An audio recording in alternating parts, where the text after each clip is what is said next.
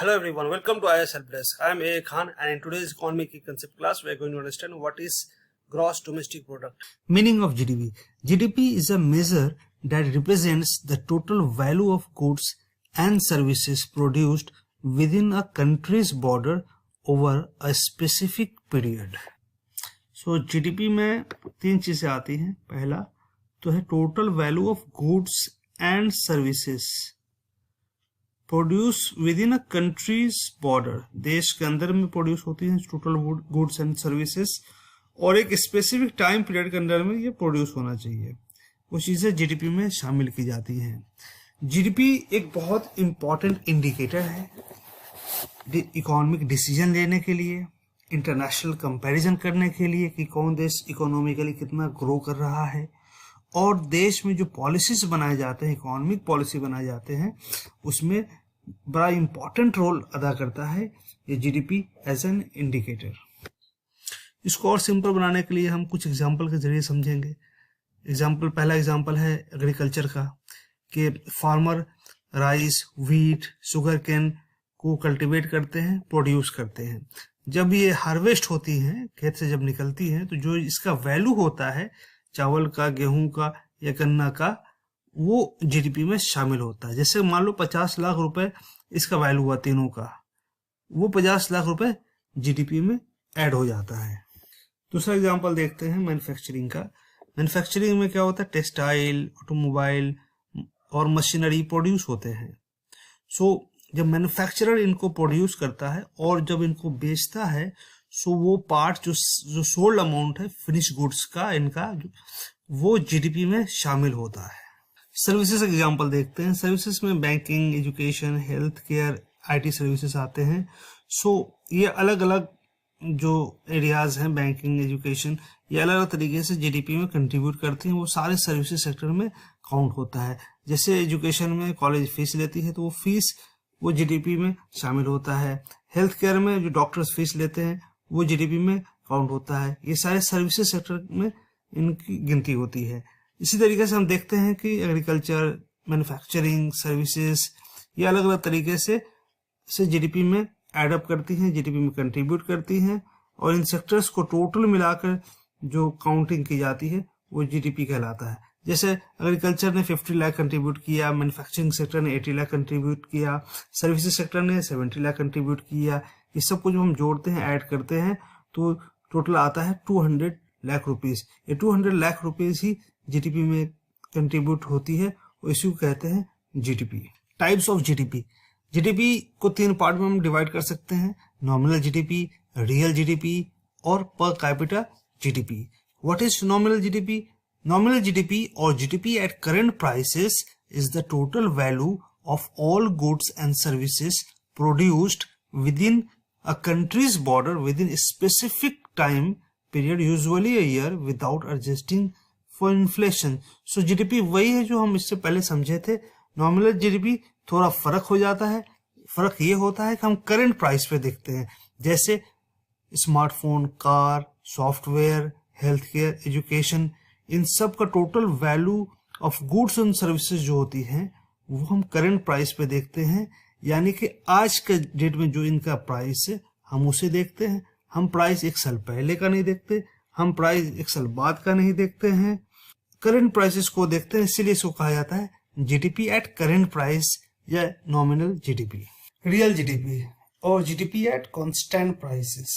It takes into account changes in the prices of goods and services over time, providing a more accurate measure of a country's economic output. It adjusts for inflation or deflation, allowing us to see if the economy has actually grown or contracted. So यहाँ पे हम देखते हैं कि GDP ये दिखाता है कि value of goods और services जो increase हुए हैं वो ज्यादा प्रोड्यूस करने की वजह से इंक्रीज हुए हैं, ज्यादा प्रोडक्शन की वजह से इंक्रीज हुए हैं, या महज सिर्फ महंगाई की वजह से इंक्रीज किए हैं. सो यहाँ पर जो रियल जीडीपी है, जीडीपी एट कांस्टेंट प्राइस है, वो बहुत इंपॉर्टेंट है क्योंकि ये ट्रू जीडीपी ग्रोथ को दिखाता है, ट्रू इकोनॉमिक ग्रोथ को दिखाता है, और इसको ज्यादा मीनिंगफुल मेजर माना जाता है। Per capita GDP, per capita GDP is a measure that represents average economic output per person in a country। ये कैलकुलेट किया जाता है टोटल जीडीपी को पॉपुलेशन से। मान लो कि किसी देश में 1000 रुपीज जीडीपी हुआ, जीडीपी का वैल्यू है, और वहां पे पॉपुलेशन सिर्फ 100 लोग हैं। सो 1000 को हम 100 से जब डिवाइड करते हैं तो निकलता है 10 रुपए। सो ये वो 10 रुपए है जो हर एक बंदे ने इकोनॉमिक आउटपुट में कंट्रीब्यूट किया है। इसको कहते हैं per capita GDP. Nominal versus real GDP. आइए देखते हैं नॉमिनल और रियल जीडीपी को और साधारण शब्दों में, ताकि आपको ये क्रिस्टल क्लियर हो जाए और ये कंसेप्ट आप कभी ना भूलें। यहाँ पे हमने नॉमिनल जीडीपी को अलग रखा है और रियल जीडीपी को अलग रखा है। दोनों को एक साधारण और सिंपल छोटे से एग्जाम्पल से समझा है कि जैसे मान लो कि 2010 में प्राइसेस 4 थे गुड्स एंड सर्विसेज के, और टोटल जो सामान प्रोड्यूस हुआ है 20 हुआ है, तो टोटल मल्टीप्लाई कर देंगे 4 को 20 से, हो गया 80। ये टोटल नॉमिनल जीडीपी जो था 2010 में वो 80 था। 2011 में क्या हो गया, प्राइसेस बढ़ गए, 4 की जगह 5 हो गया, और लेकिन क्वांटिटी घट गया। हमने प्रोड्यूस ज्यादा नहीं किया है, हमने 20 की जगह 18 ही किया 2011 में। सो 18 इंटू 5 90। तो यहाँ पे हम देख रहे हैं कि नॉमिनल जीडीपी इंक्रीज किया है। 2010 में 80 था, 2011 में ये 90 हो गया। ठीक उसी तरीके से 2015 में देखें कि हमने प्राइस को और बढ़ा दिया, प्राइस इंक्रीज हो गया, और क्वांटिटी यानी जो प्रोड्यूस कर रहे हैं, सामान जो हम प्रोड्यूस कर रहे हैं वो और कम हो गया, 17 हो गया। सो 10 गुने 17 170। सो हमने देखा कि यहाँ पे 2010, 11 और 15 में जो नॉमिनल जीडीपी है वो इंक्रीज कर रहा है 80, 90 और 170, जबकि हमको जितना प्रोड्यूस करना चाहिए वो प्रोडक्शन कम हुआ है। असल में 2010 में सिर्फ 20 हुए थे, 2011 में उससे भी कम हो गए, 18 हो गए, और 2015 में 17 ही प्रोड्यूस हुए। लेकिन बावजूद उसके जो नॉमिनल जीडीपी है वो इंक्रीज कर रहा है। क्यों इंक्रीज कर रहा है? क्योंकि इसका जो प्राइस है वो इंक्रीज कर रहा है। प्राइस यहाँ पे मैटर करता है। प्राइस इंक्रीज करने की वजह से नॉमिनल जीडीपी इंक्रीज कर रहा है।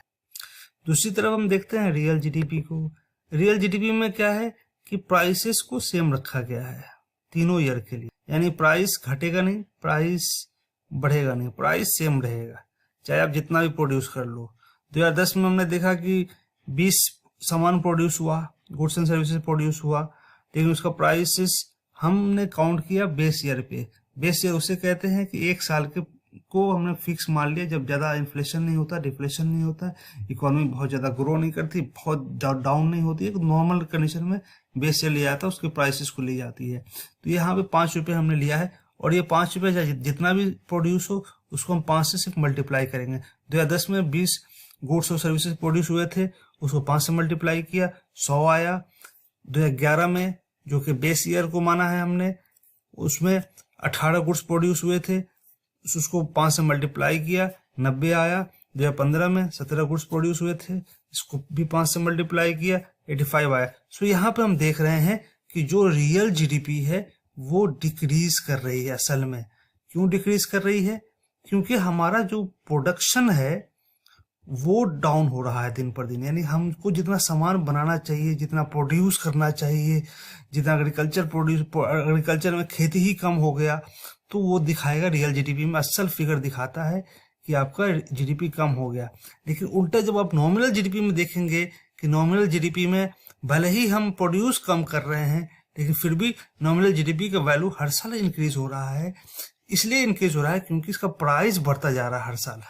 महंगाई की वजह से प्राइस को इन्होंने इंक्रीज करते चले गए। 4 रुपया हुआ, कल 5 रुपया का रेट पे लिया, परसों 10 रुपये का रेट पे गिनती किया।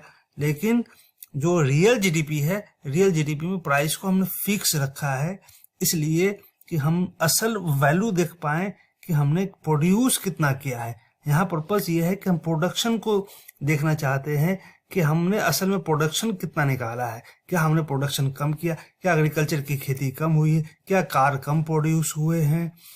क्या जो टेक्सटाइल है वो कपड़े कम प्रोड्यूस किए हैं? सो असल में प्रोडक्शन जीडीपी ट्रू फिगर तभी दिखाएगी जब हम प्रोडक्शन को देखेंगे कि असल में हमने प्रोड्यूस ज्यादा किया है कम किया, ना कि महंगाई पे हम जाएंगे तो हमको असल फिगर नहीं मिल पाएगा, लेकिन प्रोडक्शन पे ही असल फिगर मिलता है। इसीलिए रियल जीडीपी को ही बहुत ही एक्यूरेट मेजरमेंट के लिए माना जाता है और लिया जाता है जीडीपी में। आप इसका स्क्रीनशॉट ले लें ताकि आपको कभी भी कुछ भी कंफ्यूजन हुआ नॉमिनल या रियल जीडीपी में तो सिर्फ इस फिगर को आप देख लेंगे तो आपको याद हो जाएगा कि नॉमिनल और रियल जीडीपी होता क्या है। सो हमने देखा यहाँ पे कि नॉमिनल और रियल जीडीपी में क्या डिफरेंस है। अब इसको हम देखते हैं और डिटेल में थोड़ा। नॉमिनल जीडीपी क्या होता है, वो करेंट मार्केट प्राइस पे देखता है। रियल जीडीपी क्या होता है, वो बेस ईयर प्राइस पे देखता है। नॉमिनल जीडीपी में हम इन्फ्लेशन को अकाउंट में नहीं लेते हैं, लेकिन रियल जीडीपी में इन्फ्लेशन एडजस्टेड होता है। Nominal GDP current market price पे होता है, real GDP base year market price पे होता है, बेस ईयर प्राइस पे होता है। नॉमिनल जीडीपी बहुत हाई होता है क्योंकि यहाँ पे हम करंट प्राइसेस को लेते हैं। रियल जीडीपी लो होता है क्योंकि यहाँ पे बेस ईयर प्राइस पे लेते हैं। नॉमिनल जीडीपी को हम क्वार्टर बेसिस पे देखते हैं, क्वार्टरली बेसिस पे देखते हैं कंपेयर करने के लिए, लेकिन रियल जीडीपी को हम 2 या 3 साल फाइनेंशियल ईयर्स को देखते हैं मिलाकर, इस साल कितना था, अगला साल जीडीपी कितना था। इकोनॉमिक ग्रोथ जो है नॉमिनल जीडीपी में हम सही से एनालाइज नहीं कर पाते क्योंकि वो करंट मार्केट प्राइस पे होता है और प्रोडक्शन नहीं दिखाता सही से। लेकिन रियल जीडीपी वो क्या करती है कि ट्रू इंडिकेटर है इकोनॉमिक ग्रोथ का, क्योंकि यहाँ पे हम प्रोडक्शन देख पाते हैं कि प्रोडक्शन असल में बढ़ा है या घटा है। प्रोडक्शन के हिसाब से ही हम तय कर पाते हैं कि हमारा इकोनॉमी ग्रो कर रहा है या नहीं कर रहा है। इसलिए रियल जीडीपी ही ट्रू जीडीपी कहा जाता है और ये अच्छे से जीडीपी को इंडिकेट करता है।